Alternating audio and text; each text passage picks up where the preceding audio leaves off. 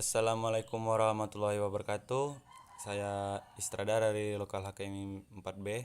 Baiklah, di sini akan memaparkan materi matkul praktik ibadah kemasyarakatan tentang hadas besar dan hadas kecil. Hadas besar.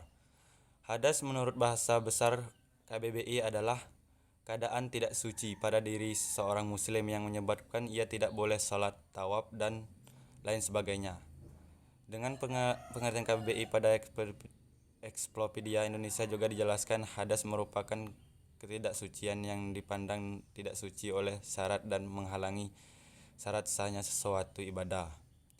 Contoh hadas besar adalah junub, nifas, dan keluar mandi untuk membersihkan diri dari hadas, dinamakan mandi wajib atau mandi besar.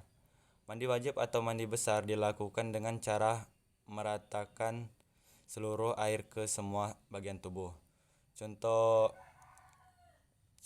hadas kecil adalah buang air kecil, besar, atau keluar udara dari tubuh. Hadas terbagi menjadi dua, yaitu hadas kecil dan hadas besar. Yang pertama yaitu hadas kecil. Secara umum ulama ahli ilmu fikih sudah menyepakati bahwa buang air kecil, buang air besar, kentut, mengeluarkan mazi dan wadi yang dikeluarkan dalam keadaan sehat adalah termasuk hadas kecil. Selain itu tidur dengan pantat atau punggung yang keadaan sehat adalah termasuk hadas kecil. Selain itu tidur dengan pantat atau punggung yang tidak menempel di alas permukaan, gila atau hilang akal, bersentuh kulit dengan lawan jenis, menyentuh kemaluan atau hal-hal yang menyebabkan hadas kecil sehingga diwajibkan untuk bersuci kembali. Jika sedang dalam keadaan hadas kecil, kita tidak dapat melakukan ibadah seperti mendirikan sholat, menyentuh Al-Quran, atau melakukan tawaf. Yang kedua itu hadas besar. Hadas besar sementara hadas besar adalah hadas yang berada pada seluruh tubuh manusia sehingga harus disucikan seluruh tubuhnya. Dan dilarang untuk melakukan ibadah sebelum sehingga harus disucikan seluruh tubuhnya. Dan dilarang untuk melakukan ibadah sebelum mandi wajib atau mandi besar.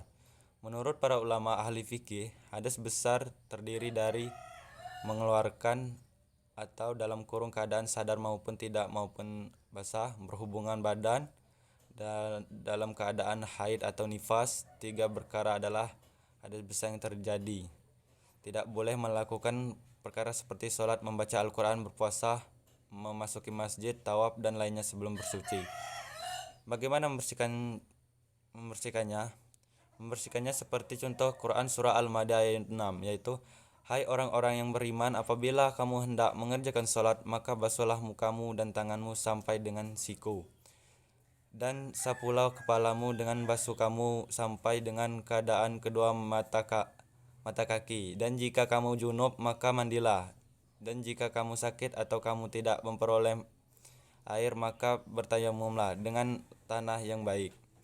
Sapulah mukamu dengan tanganmu dengan tanah itu. Allah tidak hendak menyukai kamu, tetapi Dia hendak membersihkan kamu dan menyempurnakan nikmat-Nya bagimu supaya kamu bersyukur. Untuk menyucikan tubuh dan hadas beberapa untuk suci itu perkaranya jika buang air kecil, buang air besar, mengeluarkan mazi, dan itu melakukan perkara yang menyebabkan hadas kecil dan bersuci dengan berwudu. Sementara jika ingin bersuci dan hadas besar harus dilakukan dengan mandi wajib atau mandi besar. Wallahu lam. Sekian dari saya Istrada. Wassalamualaikum warahmatullahi wabarakatuh.